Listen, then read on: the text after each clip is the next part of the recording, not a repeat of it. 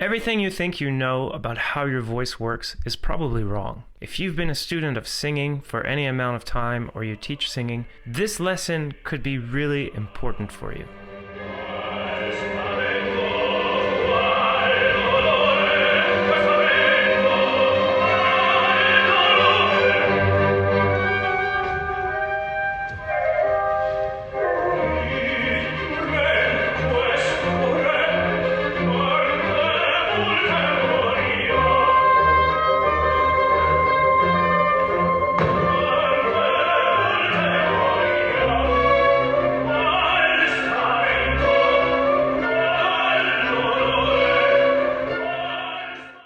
Hi, and welcome back to Mr. Opera. My name is Philippe, and this is the fourth lesson in the New School Singing series on the track system. Today, you'll be learning about pocket vowels, about the styloid track, and about the labial track, and how they can work together to transform your classical singing. So let's back up in history a little bit to about the middle of the 19th century. A voice teacher named Manuel Garcia was the first person to discover the larynx. Now, it may surprise you to know that before Manuel Garcia, people were very good at singing, and they had no idea that the larynx even existed. That's your voice box right here. Now, in 2020, people are very aware. We have all kinds of research studying the different vibratory mechanisms of the larynx, the different ways it can create an impulse. When Garcia discovered the larynx and how it functions, he did so by inventing a device called the laryngoscope that allowed him to see inside someone's throat while they were vocalizing. That was a huge breakthrough. In those days, people argued about whether or not the voice originated in the mouth, or whether it originated even outside the body and came inside, or whether it originated from the chest or the throat. People just didn't really have the kind of knowledge of anatomy that we take for granted today. So end of story, right? Garcia discovered that there's a source and a filter, and that the source makes the sound, and the filter, all it does is change the sound in particular ways so it stops sounding like a buzzing and starts sounding like a voice. There's just one problem. It's incorrect. Now, what do I mean by that? Well, I'm not saying that your larynx doesn't cause an impulse that becomes filtered and becomes the sound that we hear as a voice. But if I tell you that story and I finish there, now I've just set you up for some really grave mistakes. Why is that? The relationship between the vocal tract, that's your mouth, your throat, and everything that comes after your larynx, and the larynx itself is non-linear. Basically what it means is that what you do with the sound in your mouth and in your throat actually affects the way your larynx functions. Now, if what you do with the sound is going to affect how your larynx functions, and your larynx is making the source of the sound, it means that depending on what you do with your mouth and your throat and everything that comes after your larynx, you're going to change how the larynx itself functions. Now, instead of going in a straight line, we're going in a loop. And that's very important. And it's part of the basis for the track system itself and how I was able to discover it, or rather develop it. Now, some older models tried to explain why singing certain ways feels really easy and singing other ways feels really hard. Some of these models went with the theory that the air going through your larynx is a little bit like the air that's going under and over the wings of a plane, and that was helping the larynx open and close again. Airplane wings, okay? I happen to know this and sort of know a lot about aviation. My family is an aviation family, okay? Okay. All right? Okay. All right? Okay. All right? All right? Okay. So. Ingo Titze was able to throw away this idea. there's just not enough of this effect to counter or in any way help the larynx come back together. When you let air out of your larynx, your vocal cords are blown apart.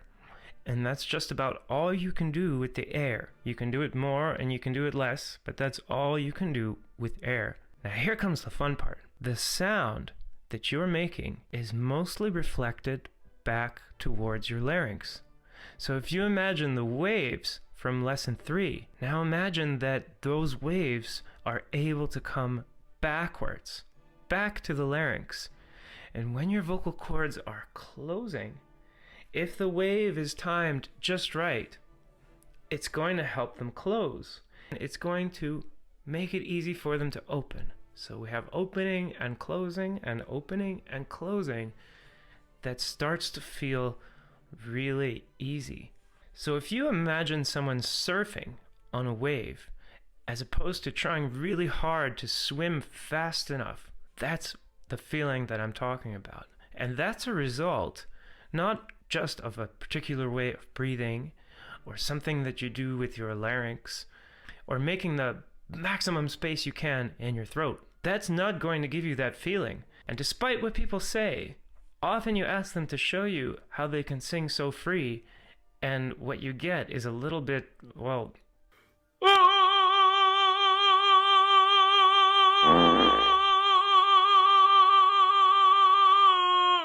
So Garcia told us some really important things. I'm going to link one of my favorite books that he wrote because it's very short and easy to understand and very clear. And you can download that for free from my website. However, I have to warn you, some things in there just plain aren't correct. Let's get to the labial tract and the styloid tract and how they work.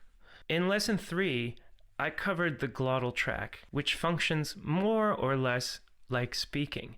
And a lot of successful singers use this. But there's something really important we need to understand about voices. And that's that people are not all made in the same shape. So if we're not all made in the same shape, it means that one strategy that works for me may not be the best strategy for you. Because remember, the relationship between the source, your larynx, and the filter is non-linear. It goes in a loop. That means it's not about following some set of rules that you found that sound good. The sound waves don't care what you think about maximizing your pharyngeal space or having an open throat. They don't care. Your larynx doesn't care. It doesn't care how good you are at spreading your throat wide. And your voice just doesn't function like a room that's full of furniture and needs to be cleared of the furniture. Now, sound moves in waves, and depending on how long the wave is and how frequently it splashes, that's going to determine what pitch we hear. So if we take, for instance, A220, can you take a guess how long each wave is?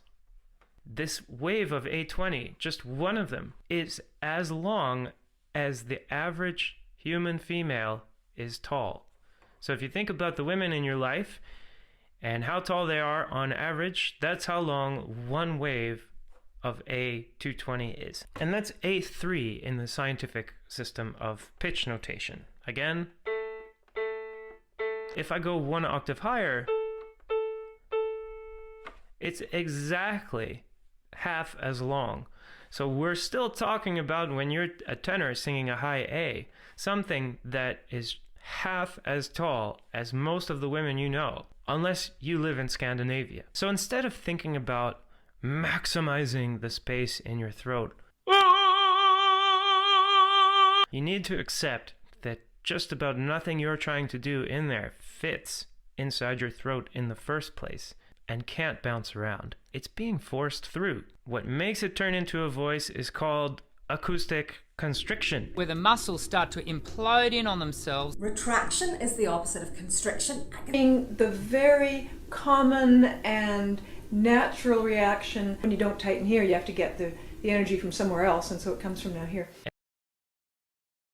The feeling that we get of feeling free, of easy singing, doesn't come from removing the constriction. It comes from picking just the right constriction. And that's really important for what I've just talked about. That sound, the sound itself, is going to bounce back to your larynx, and it's either going to help it do its job or it's going to interfere. Now, if you watched the first lesson, I demonstrated for you an overtone scale that went from track S, the styloid track, to track L, the labial track. And I explained how the labial track in the front of the mouth is more or less like a mirror image of the styloid track. And that's really important, and I showed you how it works by starting with my tongue in the back of my mouth and singing an overtone scale, getting to the 5th node in the scale. And then I continued forward, and the pitch of the overtone went down again until I got all the way back to the 1st node.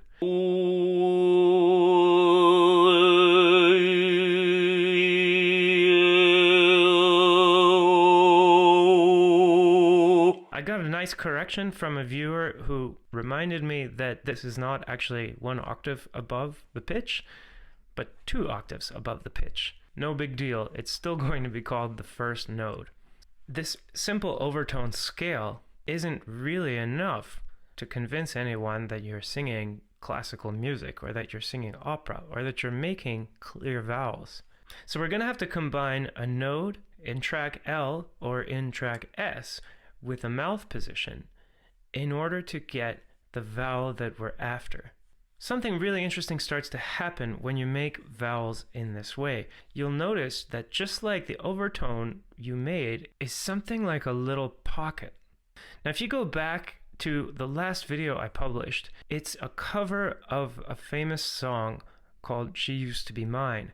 And this is a contemporary song, not a classical song. You can notice my jaw moves a lot when I'm singing this way. That's because the tongue is more or less in the middle of the mouth, and the vowels are working more or less like speech, and everything is going to look a lot like talking, except way more. When I sing classical music, you may have noticed that my mouth moves a lot less. And now that's because my tongue is moving a lot more, and it's making vowels in a completely different way. It's making a little pocket. And when I start off with a pocket all the way back in the styloid track, that's S track, I get the 1st node. And when I combine that with a mouth position, I'm able to make a vowel. Now, depending on which mouth position I choose, I may get a different vowel, or I may get the same vowel, and if I move my tongue to keep up with the change, then I can get the same vowel, but just a different version with a different timbre. And I can make also a set of vowels in the labial track, coming from the front of my mouth and moving backwards to get brighter. These types of vowels I call pocket vowels, and they are very strange to play with at first. You may feel like there's no way you could ever make clear vowels by moving your tongue and your mouth in this way. Don't worry. The first time you picked up a pencil and tried to write your name when you were a small child also didn't go so well. So this might feel like it's impossible, but I promise you, if you practice, you can get there. So how would you decide on a strategy for what's going to work for you? By having a system for remembering what you did, you can avoid what you don't want, and you can take what you do want and do it again. Now, when you make vowels in this way, using track S and track L, and making pocket vowels, so rather than moving up and down and hanging out mostly in the middle of your mouth, for using pocket vowels, you're going to make a pocket all the way in the back. You can have this, it's going to feel like a much smaller space. And you're going to emphasize movement from back here to up here, back and forth. And you're going to combine that with control over your mouth position. Now remember from the last lesson, when I raise the number of the mouth position, I'm going to move the nodes forward. So in order to stay on a similar vowel if I close the mouth position, which some people might call covering, I'm going to encourage my tongue to come forward to keep the same vowel. And when I lower that number from +1 to 0 to -1 to -2 and -3, it's going to have the opposite effect. The same node, the same place I need to be in to make the pocket vowel is going to move backwards. And that could change the vowel so much that we have a new vowel. And by combining a mouth position, a track, and a node, we can come up with formulas for vowels.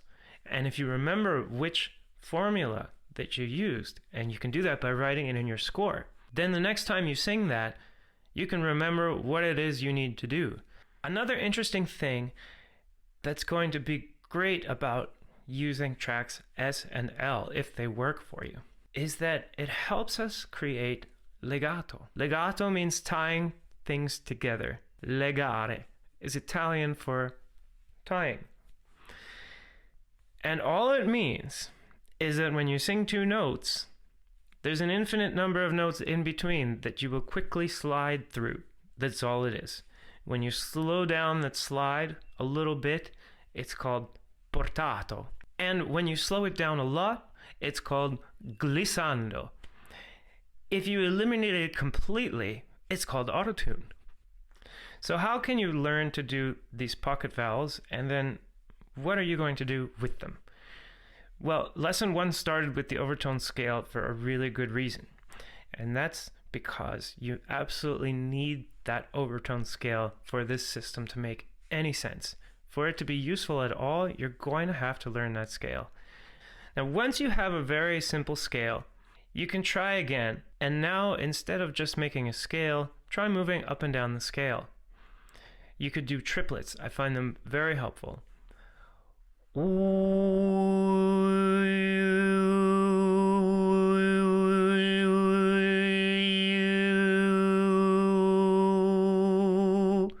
That kind of work is really going to help you develop the agility in your tongue that you need to use pocket vowels. If I open up my mouth into one of the positions I showed you, I'll get a really different result. The result is going to come from introducing an overtone right in the middle of the fundamental and the overtone that I've been using to make the scale. Now, it's been there the whole time. I'm just going to make it stronger. And that's all that's going on also when I sing the overtone scale. Every overtone that I'm making when I sing that scale was already there to begin with. I'm just using my tongue to make the wave much stronger so that you hear it, and I'm making the other waves weaker. So if I open to the +1 position, instead of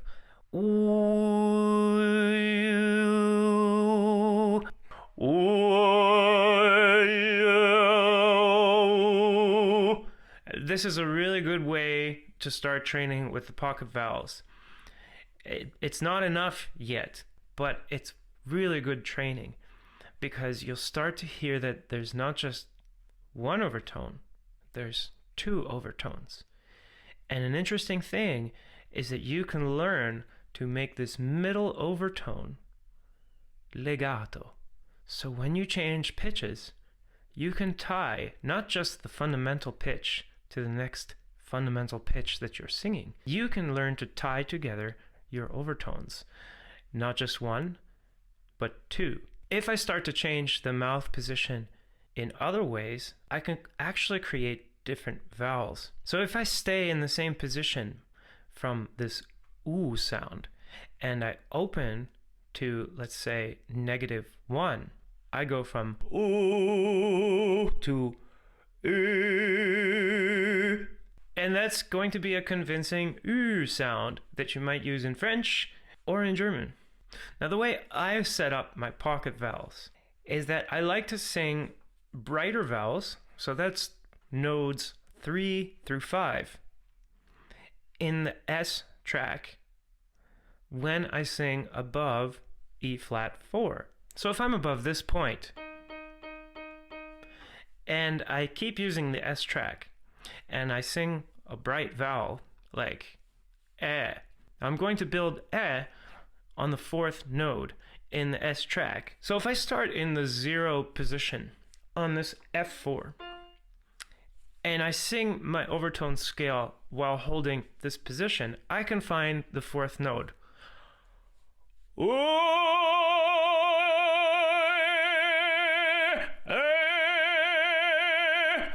You may notice something is that when I get to the fourth node, suddenly the sound changes a whole lot. And that acoustic change is why I use this strategy. Is this going to be the specific strategy that you need? I can't tell you. It's going to depend on the shape of your vocal tract.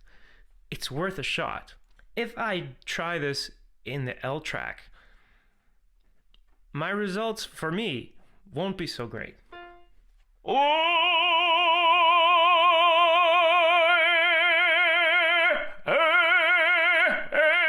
It's a little bit, and that's going to be okay for some people. For me, it's usually not the way to go. And if I start to move to the fifth node, it gets really obvious.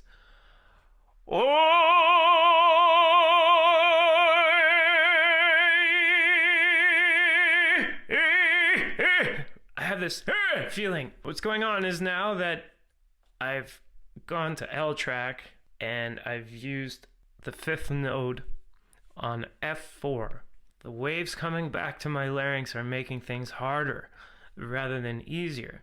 Now, if I were to go down 1 octave, it's very interesting. I won't get the same results. I'll get the opposite results. So if I try this in the L track, I will get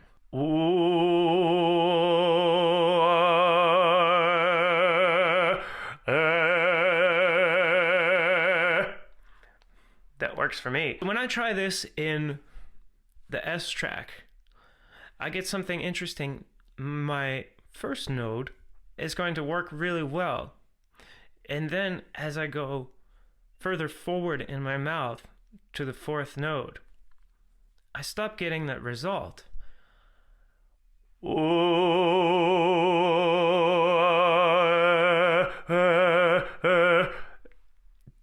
That arrangement of things doesn't work so well in my voice.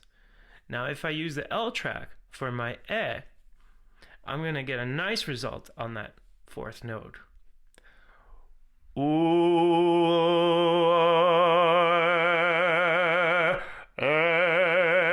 It's fuller, and to me it feels much, much, much easier. Sometimes I deliberately choose to go the other way because I'm after a certain color, and that color might be chosen because of how it sounds in person rather than in a microphone, and that's okay. It's going to be up to you to decide what you want to do. In general, when I sing E, I choose the L track, and I choose the L track for E, and sometimes for ah. And on the same pitch, when I sing ah, o, or oo, I will tend to use the S track. If you're a baritone or bass, I'm not giving you rules that are going to necessarily apply as you go down in pitch. You may have to switch tracks again. You may need to use the G track. I can't tell you. I can't predict that ahead of time. The only way to know is to understand some general rules and then to experiment.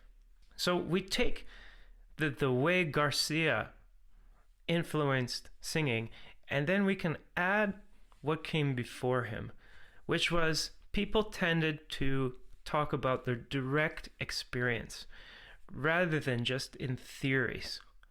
And you don't have to choose one or the other. You can do both.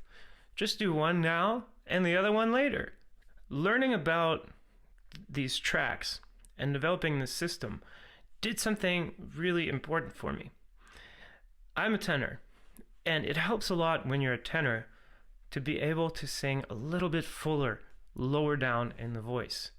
Now, when I was using G track, I would get something like ah.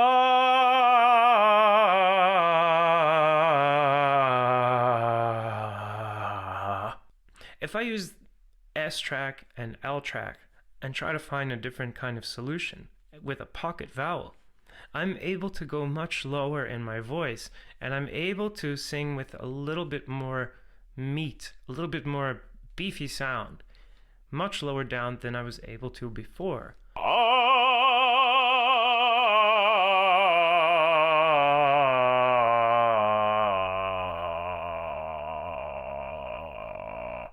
Now I switched from the S back to L, and I can't tell you exactly where you're going to need to switch. I can tell you that E flat 4, in just about every singer I've heard, seems to be a really important place.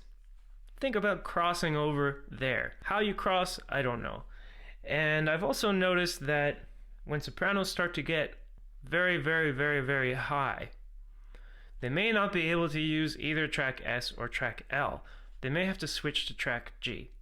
It's really, really going to depend on how you are made. And it's not enough to just say, well, everybody's different, if we don't talk about how they're different. Exactly how are people different? And we can talk about that in terms of which strategies work for them.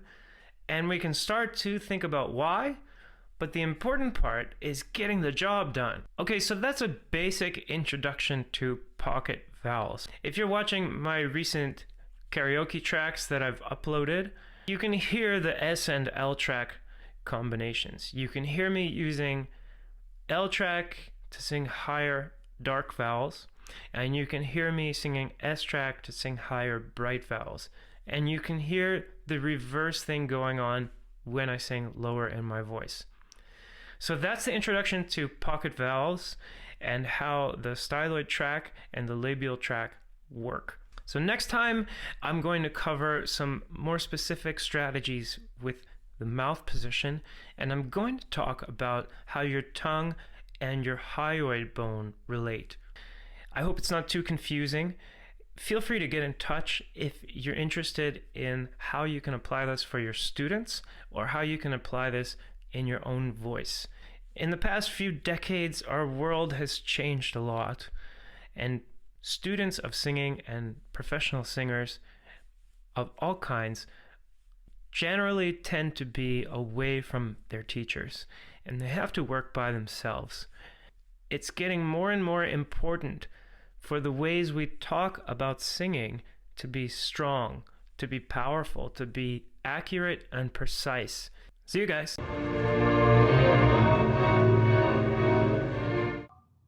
What happens is a vacuum engages, and you end up getting, you get a vacuum. What are you? Last time I checked, I'm a teacher. So I want to teach. Okay? Not only how to sing better, but a little bit of this and a little bit of that. Eric, I know we kind of threw you under the bus, okay? But I hope you understand the faculty didn't really have a choice.